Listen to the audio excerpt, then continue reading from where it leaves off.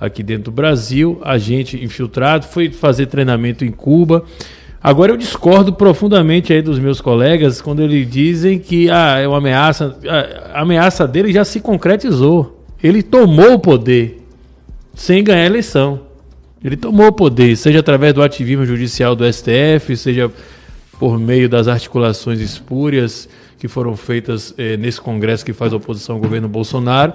Mas o Zé Disseu, ele manda no país. Principalmente porque ele tem ministros do STF que são subordinados a ele. Ele é o sujeito que fala, por exemplo, na cara do atual presidente do STF, que é o Fux, e chama ele xingou, não lembro qual foram os adjetivos, mas dos nomes mais baixos possíveis, e o cara não pode fazer nada, porque ele não passa de um serviçal dele, um serviçal do Zé Disseu. O Zé Disseu é poderoso, sim.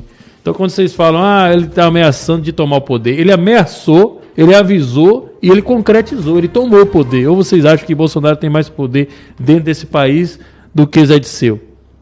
Zé Disseu tem mais poder do que ele. Zé Disseu tem alguns dos ministros do STF no bolso dele. No bolso não no sentido financeiro, mas porque que agem como espécie de capangas dele. Olha que você falou, vai ser matéria de site de notícias amanhã aqui. Não, isso daí é público e notório, não estou falando nenhuma novidade aqui.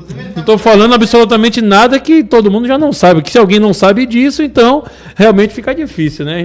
Eu acredito que todo mundo já sabe. Não estou falando nada que não seja absolutamente simples de se compreender. Eu acho que qualquer leigo aí, qualquer pessoa que tenha uma capacidade mínima de discernimento sabe muito bem que Zé Disseu manda nesse país muito mais do que Bolsonaro, através do aparelhamento das instituições. E o STF passou a tomar o poder, inclusive, a tomar as prerrogativas do Executivo, e é um fato lamentável de que Bolsonaro, infelizmente, acabou legitimando o poder que o STF não tem constitucionalmente ao simplesmente obedecer decisões absurdas. Decisões que não eram para ser obedecidas, né? E aí nós temos identificam um ponto de inflexão lá naquele momento lá da nomeação do diretor-geral da Polícia Federal, do Ramagem. Bolsonaro deveria ter peitado, deveria ter mantido.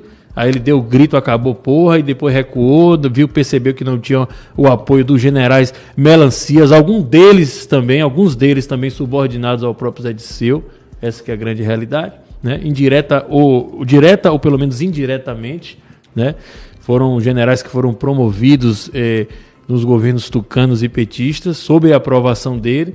Então, eu acho que ele está falando assim, ele já anunciou, né? Então, agora, eu acredito, por outro lado, para finalizar meu comentário, que quando ele fala nós vamos tirar Bolsonaro em 2021, isso, na verdade, serve, como uma espécie de prêmio de consolo para aqueles que vão perceber que Bolsonaro não vai ser removido em 2021.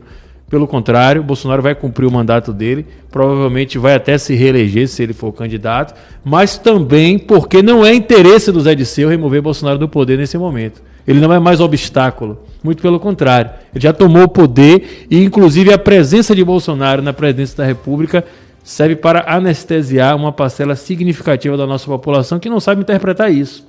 Parcela de apoiadores bolsonaristas que, infelizmente, acha que a direita está no poder, a direita conservadora, e, portanto, acha que Bolsonaro é um super-herói, não sai mais às ruas, deixaram de lado toda a nossa luta que conquistamos de 2013 para cá, quando chegou exatamente nesse ano 2020, com essa fraudemia toda, o pessoal ficou anestesiado, esperando que Bolsonaro resolva tudo, não vai resolver, e a esquerda não tem interesse em tirar Bolsonaro do poder, porque simplesmente continua mandando em tudo, né, fazendo a sua agenda avançar na velocidade da luz como nunca antes, e ao mesmo tempo com todos tendo a impressão de que a direita que está no poder, né?